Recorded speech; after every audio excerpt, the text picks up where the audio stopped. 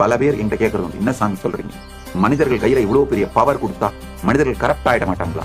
கொஞ்சம் ஆழ்ந்து சமூகத்தை சுத்தி பாருங்க. இப்ப பவர் யார் கையில இருக்கு? பொலிட்டீஷியன்ஸ் கையில இருக்கு.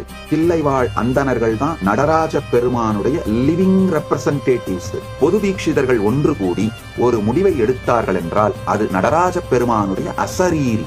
எனக்கு நல்லா தெரியும். இதை நான் சொன்ன உடனே பிராமண அடிவருடி என்னென்னவோ கமெண்ட் போடுவீங்க, என்னென்னவோ கிண்டல் பண்ணுவீங்க. அதெல்லாம் உங்க விருப்பம். நான் சமூக ரீதியான மரியாதை மட்டும் கொடுக்கலைங்கயா, ஸ்பிரிச்சுவல் ரெஸ்பெக்ட் கொடுக்குறேன். தில்லைவாழ் அந்தணர்கள் ஈகோ சிஸ்டம், தொகையடியார்கள் ஈகோ சிஸ்டம், இந்த 30 திருமேனி தீண்டுவார் ஈகோ சிஸ்டத்துல ஏதாவது பிரச்சனைகள் வந்தா நிச்சயமா அவங்களாலேயே கரெக்ட் பண்ணிக்க முடியும்.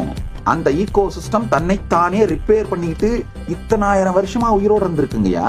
உலகம் முழுக்க 1000 கோயில் நடத்துறதுனால சொல்றேன், ஒரு கோவில் நடத்துறது எவ்வளவு பெரிய திருப்பணின்னு சாதாரண வேலையில். ஒரு ஐடி கம்பெனி நடத்துறதுலாம் ரொம்ப ஈஸி, ரொம்ப ஈஸி.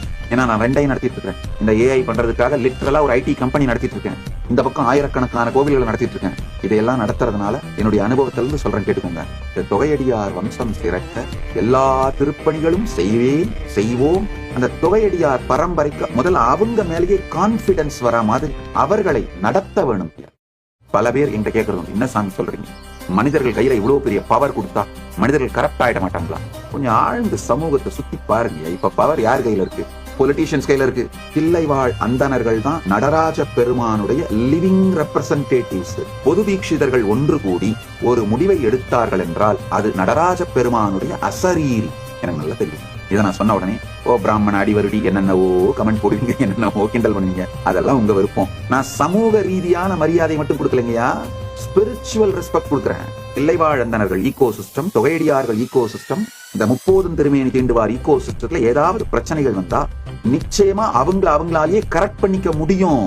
அந்த ஈகோ சிஸ்டம் தன்னைத்தானே ரிப்பேர் பண்ணிட்டு இத்தனாயிரம் வருஷமா உயிரோடு இருந்திருக்குங்கயா.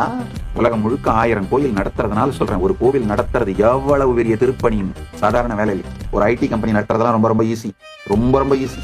ஏன்னா நான் 2ஐயும் நடத்திட்டு இருக்கேன். இந்த ஏஐ பண்றதுக்காக லிட்டரலா ஒரு ஐடி கம்பெனி நடத்திட்டு இருக்கேன். இந்த பக்கம் ஆயிரக்கணக்கான கோவில்களை நடத்திட்டு இருக்கேன். இதையெல்லாம் நடத்துறதுனால என்னுடைய அனுபவத்திலிருந்து சொல்றேன், கேட்டுக்கோங்க. இந்த தொகையடியார் வம்சம் சிறக்க எல்லா திருப்பணிகளும் செய்வோம். அந்த தொகையடியார் பரம்பரைக்கு முதல்ல அவங்க மேலேயே கான்பிடன்ஸ் வரா மாதிரி அவர்களை நடத்த வேணும்.